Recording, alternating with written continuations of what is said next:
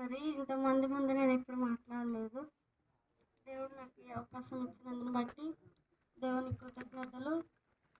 మరి నా పిలుపు కాదు, నాకంత యోగ్యత కూడా లేదు, కానీ నా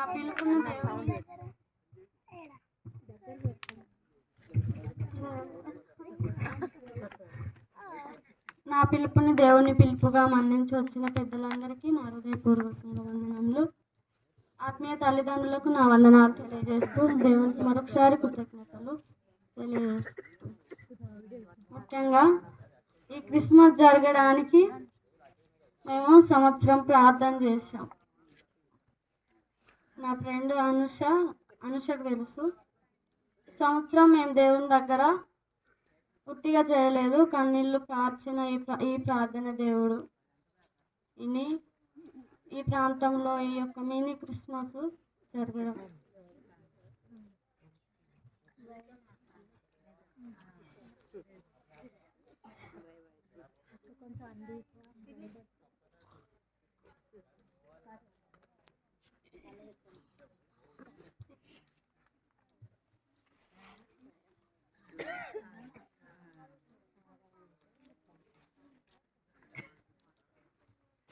దినమిల్లనే పాడినా కీర్తించిన నీ రుణమునే తీర్చగలనా, కొనియాడి పాడి నీ సాక్షిగానే ఇలలో జీవించనా,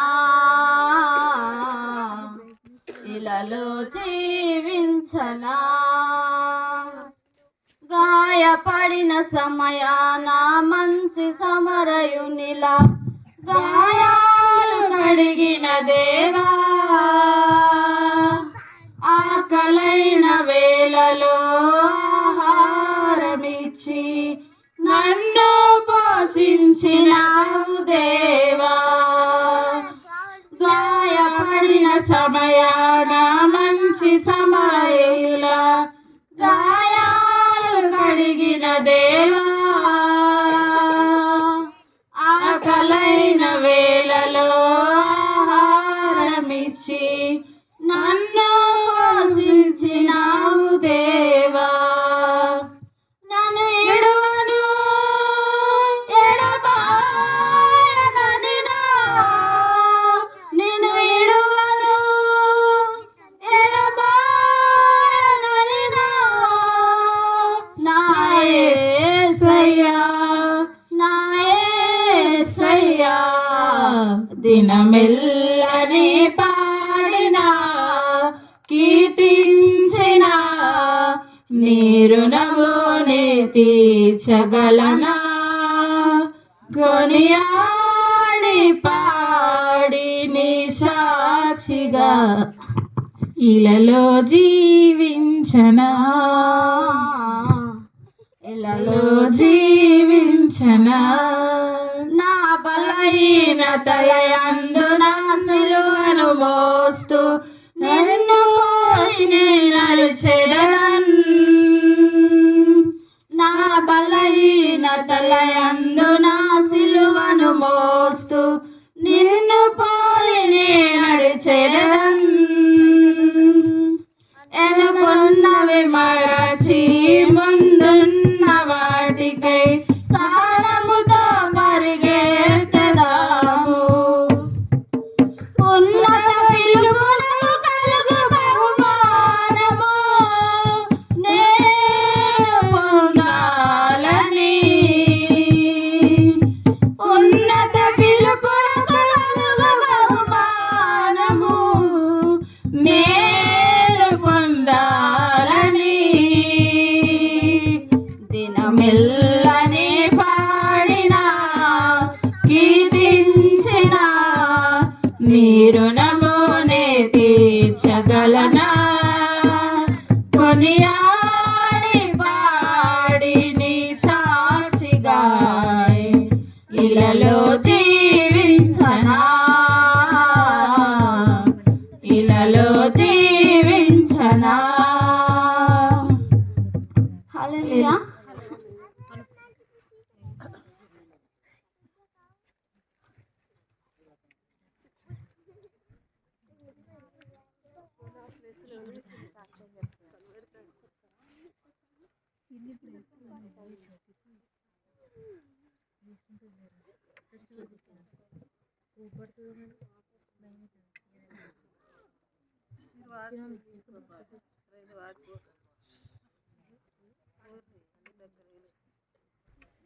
బైబిల్ స్కూల్కు వెళ్ళే ముందు ముఖ్యంగా బైబిల్ స్కూల్కి వెళ్ళడం అంటే మనము ఇష్టప్రకారంగా పోయేది కాదు. దానికి ముందు పెద్దలు, అధికారులు, మళ్ళా చాలామంది ప్రార్థనలతోని వాళ్ళ యొక్క నడిపింపుతోని వెళ్ళడం జరిగింది. అంతేకాదు అక్కడికి పోయిన తర్వాత నేను అసలు నాకు ఆపరేషన్ అయిద్దని కూడా నాకు తెలియదు.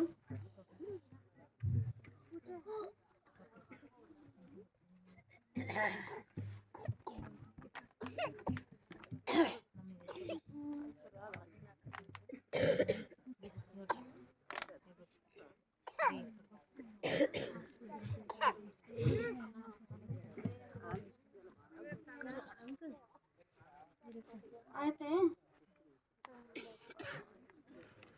అక్కడికి వెళ్ళిన తర్వాత ఒక 10 రోజులు నాకు బాగా జ్వరం వచ్చింది. తర్వాత కడుపు నొప్పి కూడా స్టార్ట్ అయింది. కానీ నేను అది గ్యాస్ అనుకున్నా, కానీ నా కడుపులో ఏమైందో కూడా నాకు తెలియదు. అయితే దానికి ముందు దేవుడు వాగ్దానము నేను ఆ సంవత్సరం తీసుకున్నా.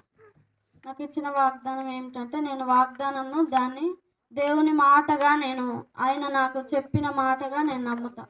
వాగ్దానంలో ఆ సంవత్సరం ఏది జరుగుతుందో నా జీవితంలో, ఏది ఉంటుందో నా జీవితంలో అది జరుగుతుందని నాకు నమ్మకం. అయితే నేను వాగ్దానం ఆ సంవత్సరం చూసుకోలేదు.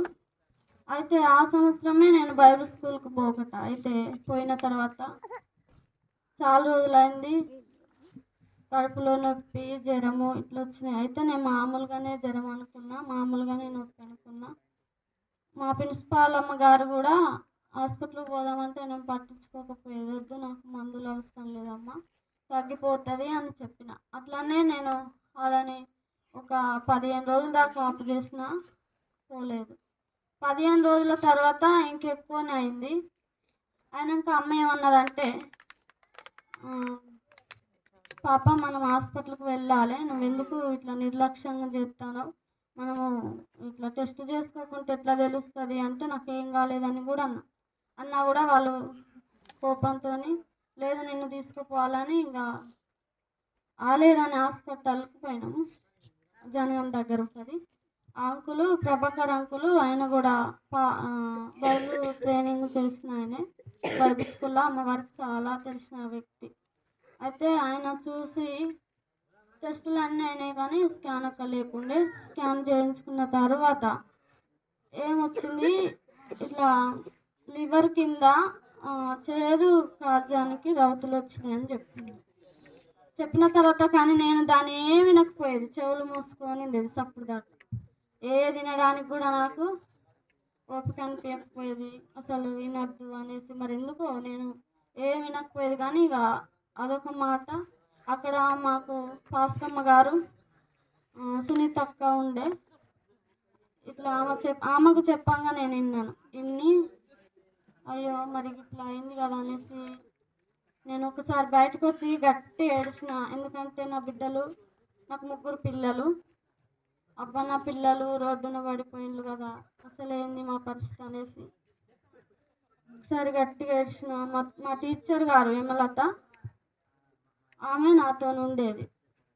వచ్చి అన్నది, ప్రమీల నువ్వు ఎందుకు ఏడుస్తున్నావో కానీ ఏడుస్తున్నావు, ఏడవకు, నేను దేవుడు చనిపోవడానికి ఇక్కడ తీసుకురాలేదు, నిన్ను బతికేయడానికే దేవుడు ఇక్కడికి తీసుకొచ్చిండు, నువ్వు తప్పకుండా బతుకుతావు, నీ పిల్లలతో ఉంటావు అని అక్క ధైర్యం చెప్పినా కూడా నా పని అయిపోయింది, ఇంతే కదా అనుకున్నా. కానీ బస్సు ఎక్కినాక దేవునితో రోదన చేసిన. అసలు ఏమన్నానంటే, దేవా నా పిల్లలకు నేను ఒక్కదాన్నే కదా, సరే నీ దగ్గరికి వస్తానికి నేను రెడీయే, కానీ ఈ భూమి మీద 3 పిల్లలు ఉన్నారు కదా, నేను ఇక్కడ భూమి మీద ఉండి ఇక చేసేది ఏమీ లేదు, కానీ నేను నీ దగ్గరికి రావడానికి నాకు తెలుసు. కానీ ఇది ఎవరు నన్ను తీసుకుపోతా అంటే ఆపేవారు లేరు, ఉంచుతా అన్నా కూడా తీసుకుపోయేవారు లేరు. నీ దగ్గరనే మరణం అనే తాళపు చేతులు నీ దగ్గర ఉన్నాయి, తీసుకుపోతావా నన్ను ఉంచుతావా అనేసి వచ్చి నేను చర్చిలోకి పోయినా. కనీసం ఒక 2 గంటలు నేను ప్రేయర్ చేసుకొని, నా దగ్గర డబ్బులు లేవు, ఒకటే 200 రూపాయలు ఉన్నాయి. నేను బైబిల్ స్కూల్కి వెళ్ళినప్పుడు కూడా నేను ఇట్లానే బైబిల్ స్కూల్కి వెళ్ళాలని పోలేదు. పిల్లలను చూసి ఇంటికి వచ్చి పోతాం మెల్లగా అనేసి నేను ఆలోచన చేస్తే క్యార్లీనమ్మ వాళ్ళు ఉన్నారు మంచిర్యాలలో, చెల్లెళ్ళు చెరీనమ్మ సహనమ్మ. అక్క మనం ఈరోజే హైదరాబాద్ పోవాలి, నువ్వు ఇంటికి పోవడానికి వీలు లేదు. అరే నేను బట్టలు తేలే, బైబుల్ తేలే, డబ్బులు కూడా లేవురా, నా దగ్గర ఏం లేవు, నేను ఉట్టిగానే వచ్చిన అంటే, లేదు నువ్వేం తీసుకురా అని అవసరంగా మేలే ఉన్నది కానీ కీడైతే లేదు అని నేను అనుకున్నా. ఖచ్చితంగా దేవుడు నేను అన్న, దేవా ఒకవేళ నన్ను తీసుకుపోవాలనుకుంటే నిన్ను ఆపేటోళ్ళు లేరు, నీ వశమై ఉన్నది నా ప్రాణము, నీ దగ్గర ఉన్నది.